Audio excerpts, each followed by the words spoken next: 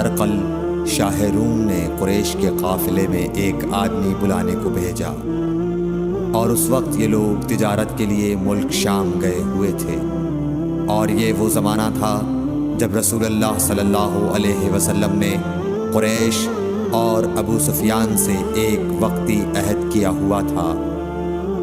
جب ابو سفیان اور دوسرے لوگ ہرقل کے پاس ایلیا پہنچے جہاں ہرقل نے دربار طلب کیا تھا، اس کے گرد روم کے بڑے بڑے لوگ، علماء، وزراء و امراء بیٹھے ہوئے تھے۔ ہرقل نے ان کو اور اپنے ترجمان کو بلوایا، پھر ان سے پوچھا کہ تم میں سے کون شخص مدعی رسالت کا زیادہ قریبی عزیز ہے؟ ابو سفیان کہتے ہیں کہ میں بول اٹھا کہ میں اس کا سب سے زیادہ قریبی رشتہ دار ہوں۔ یہ سن کر ہرقل نے حکم دیا کہ اس ابو سفیان کو میرے قریب لا کر بٹھاؤ اور اس کے ساتھیوں کو اس کی پیٹھ کے پیچھے بٹھا دو۔ پھر اپنے ترجمان سے کہا کہ ان لوگوں سے کہہ دو کہ میں ابو سفیان سے اس شخص یعنی محمد صلی اللہ علیہ وسلم کے حالات پوچھتا ہوں، اگر یہ مجھ سے کسی بات میں جھوٹ بول دے تو تم اس کا جھوٹ ظاہر کر دینا۔ ابو سفیان کا قول ہے کہ خدا کی قسم اگر مجھے یہ غیرت نہ آتی کہ یہ لوگ مجھ کو جھٹلائیں گے تو میں آپ صلی اللہ علیہ وسلم کی نسبت ضرور غلط گوئی سے کام لیتا۔ خیر، پہلی بات جو ہرقل نے مجھ سے پوچھی وہ یہ کہ اس شخص کا خاندان تم لوگوں میں کیسا ہے؟ میں نے کہا وہ تو بڑے اونچے عالی نسب والے ہیں۔ کہنے لگا اس سے پہلے بھی کسی نے تم لوگوں میں ایسی بات کہی تھی؟ میں نے کہا نہیں۔ کہنے لگا اچھا اس کے بڑوں میں کوئی بادشاہ ہوا ہے؟ میں نے کہا نہیں۔ پھر اس نے کہا بڑے لوگوں نے اس کی پیروی اختیار کی ہے یا کمزوروں نے؟ میں نے کہا نہیں، کمزوروں نے۔ پھر کہنے لگا اس کے تابع دار روز بڑھتے جاتے ہیں یا کوئی ساتھی پھر بھی جاتا ہے؟ میں نے کہا نہیں۔ کہنے لگا کیا اپنے اس دعویٰ نبوت سے پہلے کبھی کسی بھی موقع پر اس نے جھوٹ بولا ہے؟ میں نے کہا نہیں، اور اب ہماری اس سے صلح کی ایک مقررہ مدت ٹھہری ہوئی ہے، معلوم نہیں وہ اس میں کیا کرنے والا ہے۔ ابو سفیان کہتے ہیں میں اس بات کے سوا اور کوئی جھوٹ اس گفتگو میں شامل نہ کر سکا۔ ہرقل نے کہا کیا تمہاری اس سے کبھی لڑائی بھی ہوئی ہے؟ ہم نے کہا کہ ہاں۔ بولا پھر تمہاری اور اس کی جنگ کا کیا حال ہوتا ہے؟ میں نے کہا لڑائی ڈول کی طرح ہے، کبھی وہ ہم سے میدان جنگ جیت لیتے ہیں اور کبھی ہم ان سے جیت لیتے ہیں۔ ہرقل نے پوچھا وہ تمہیں کس بات کا حکم دیتا ہے؟ میں نے کہا وہ کہتا ہے کہ صرف ایک اللہ ہی کی عبادت کرو، اس کا کسی کو شریک نہ بناؤ، اور اپنے باپ دادا کی شرک کی باتیں چھوڑ دو، اور ہمیں نماز پڑھنے، سچ بولنے، پرہیزگاری اور صلہ رحمی کا حکم دیتا ہے۔ یہ سب سن کر پھر ہرقل نے اپنے ترجمان سے کہا کہ ابو سفیان سے کہہ دے کہ میں نے تم سے اس کا نسب پوچھا تو تم نے کہا کہ وہ ہم سے عالی نسب ہے، اور پیغمبر اپنی قوم میں عالی نسب ہی بھیجے جایا کرتے ہیں۔ میں نے تم سے پوچھا کہ دعویٰ نبوت کی یہ بات تمہارے اندر اس سے پہلے کسی اور نے بھی کہی تھی؟ تو تم نے جواب دیا کہ نہیں۔ تب میں نے اپنے دل میں کہا کہ اگر یہ بات اس سے پہلے کسی اور نے کہی ہوتی تو میں سمجھتا کہ اس شخص نے بھی اسی بات کی تقلید کی ہے جو پہلے کہی جا چکی ہے۔ میں نے تم سے پوچھا کہ اس کے بڑوں میں کوئی بادشاہ بھی گزرا ہے؟ تو تم نے کہا کہ نہیں۔ تو میں نے دل میں کہا کہ ان کے بزرگوں میں سے کوئی بادشاہ ہوا ہوگا تو کہہ دوں گا کہ وہ شخص اس بہانے اپنے آباء و اجداد کی بادشاہت اور ان کا ملک دوبارہ حاصل کرنا چاہتا ہے۔ اور میں نے تم سے پوچھا کہ اس بات کے کہنے یعنی پیغمبری کا دعویٰ کرنے سے پہلے تم نے کبھی اس کو دروغ گوئی کا الزام لگایا ہے؟ تم نے کہا کہ نہیں۔ تو میں نے سمجھ لیا کہ جو شخص آدمیوں کے ساتھ دروغ گوئی سے بچے وہ اللہ کے بارے میں کیسے جھوٹی بات کہہ سکتا ہے۔ اور میں نے تم سے پوچھا کہ بڑے لوگ اس کے پیرو ہوتے ہیں یا کمزور آدمی؟ تم نے کہا کمزوروں نے اس کی اتباع کی ہے۔ تو دراصل یہی لوگ پیغمبروں کے متبعین ہوتے ہیں۔ اور میں نے تم سے پوچھا کہ اس کے ساتھی بڑھ رہے ہیں یا کم ہو رہے ہیں؟ تم نے کہا کہ وہ بڑھ رہے ہیں، اور ایمان کی کیفیت یہی ہوتی ہے حتیٰ کہ وہ کامل ہو جاتا ہے۔ اور میں نے تم سے پوچھا کہ آیا کوئی شخص اس کے دین سے ناخوش ہو کر مرتد بھی ہو جاتا ہے؟ تم نے کہا نہیں۔ تو ایمان کی خاصیت بھی یہی ہے، جن کے دلوں میں اس کی مسرت رچ بس جائے وہ اس سے لوٹا نہیں کرتے۔ اور میں نے تم سے پوچھا کہ آیا وہ کبھی عہد شکنی کرتے ہیں؟ تم نے کہا نہیں۔ پیغمبروں کا یہی حال ہوتا ہے، وہ عہد کی خلاف ورزی نہیں کرتے۔ اور میں نے تم سے کہا کہ وہ تم سے کس چیز کے لیے کہتے ہیں؟ تم نے کہا کہ وہ ہمیں حکم دیتے ہیں کہ اللہ کی عبادت کرو، اس کے ساتھ کسی کو شریک نہ ٹھہراؤ، اور تمہیں بتوں کی پرستش سے روکتے ہیں، سچ بولنے اور پرہیزگاری کا حکم دیتے ہیں۔ لہٰذا اگر یہ باتیں جو تم کہہ رہے ہو سچ ہیں تو ان قریب وہ اس جگہ کا مالک ہو جائے گا کہ جہاں میرے یہ دونوں پاؤں ہیں۔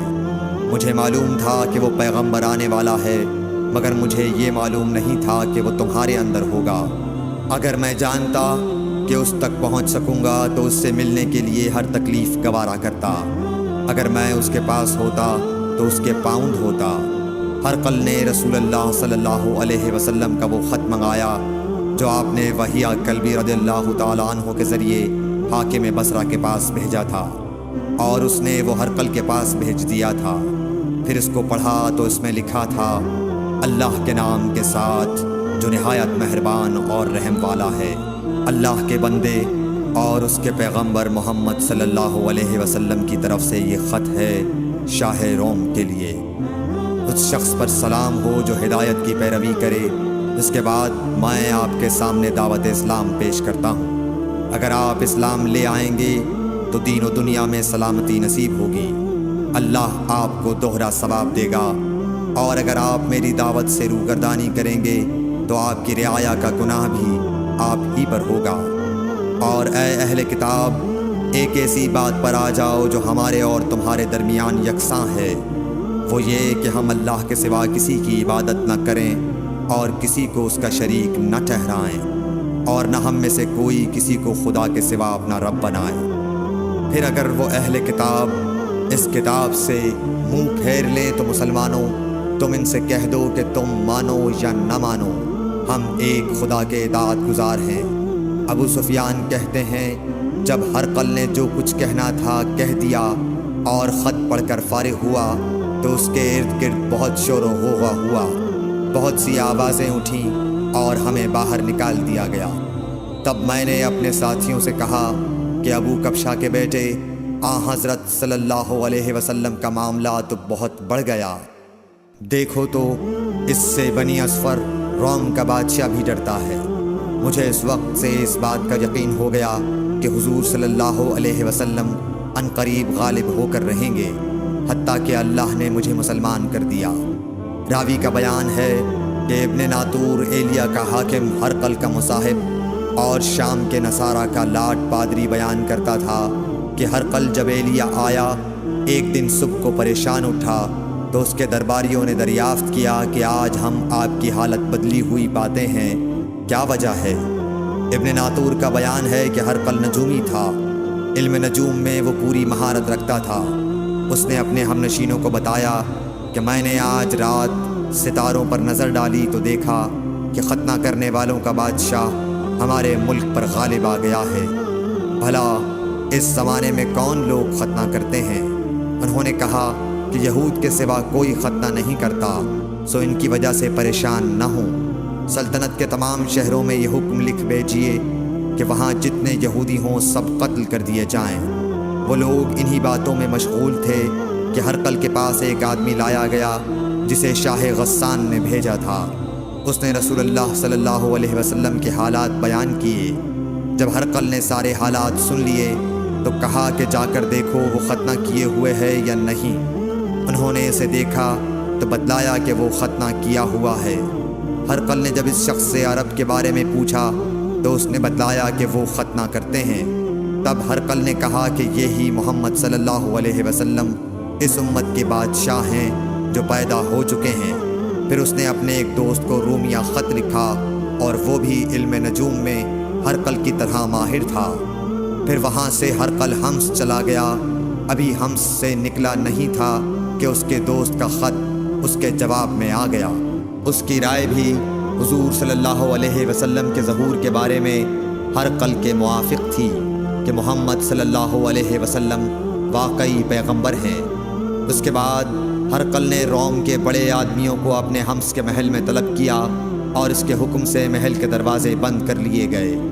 پھر وہ اپنے خاص محل سے باہر آیا اور کہا، اے روم والو، کیا ہدایت اور کامیابی میں کچھ حصہ تمہارے لیے بھی ہے؟